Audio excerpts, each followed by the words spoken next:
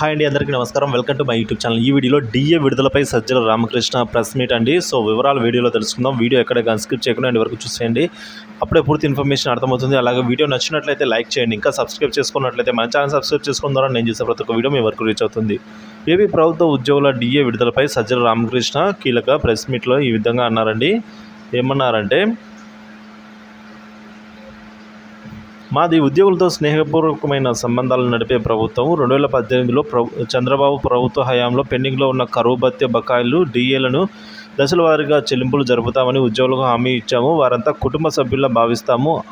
ఇక ఆర్థిక ఒడిదుడుకుల కారణంగా చెల్లింపుల్లో ఒకంత జాప్యం జరిగినా ఉద్యోగులకు మా ప్రభుత్వం స్వేచ్ఛనిచ్చింది. గతంలో చంద్రబాబు ఏ రకంగా ఉద్యోగుల పట్ల అమర్యాదకరంగా ప్రవర్తించారో గుర్తించాలి అనైతే ఈ విధంగా సజ్జల ఈ విధంగా అయితే డప్పా కొట్టాడండి. సో దీనిపై మీ అభిప్రాయాన్ని కామెంట్ ద్వారా తెలియజేయండి.